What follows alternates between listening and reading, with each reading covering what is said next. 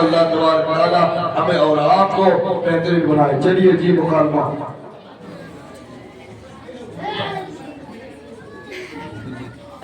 السلام علیکم ورحمۃ اللہ وبرکاتہ. انبیاء بہن.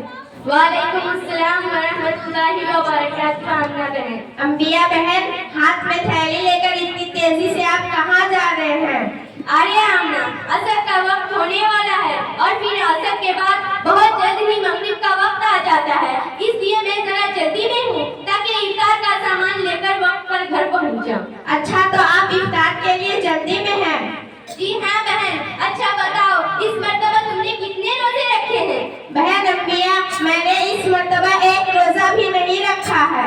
آمنہ بہن یہ تو بہت افسوس کی بات ہے کہ تم نے ایک بھی روزے نہیں رکھے. کہ تم کو معلوم نہیں رمضان کے مہینے کا روزہ اللہ تعالیٰ نے فرض کیے ہیں؟ ہاں بہن مجھے معلوم ہے کہ روزے ہم پر فرض ہے.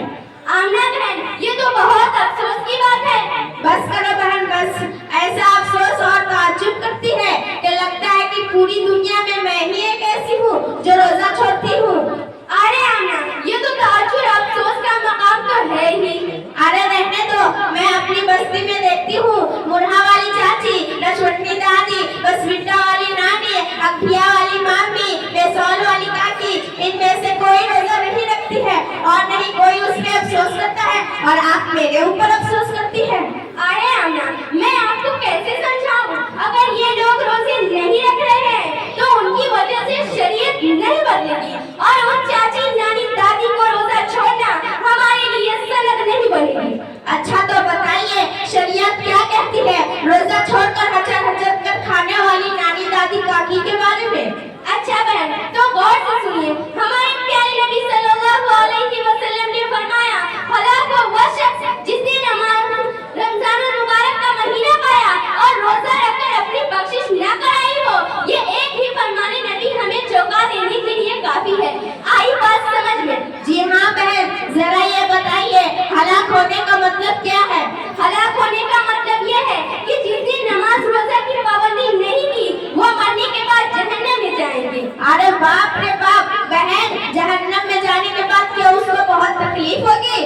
ارے بہن جہنم تو سراسر تکلیفوں کا گھر ہے. ان میں انگارے اور دہکتے ہوئے آگ ہوں گے اور بڑے بڑے بچھو اور موٹے موٹے سانپ اور فرشتے کوڑے لے کر تیار ہوں گے. باپ رے باپ. بہن یہ سب سزا سب جہنم والوں کو ملے گی؟ اور کیا سب جہنم والوں کو ملے گی. بہن پھر تو واقعی ہم ہلاک ہو جائیں گے. باپ رے باپ. بہن اس سے بچنے کا کوئی راستہ ہے؟ ہاں بچنے کا ایک ہی راستہ ہے کہ پچھلی کوتاہیوں سے توبہ کر لے اور نماز روزہ کی پابندی کرنا شروع کر دے.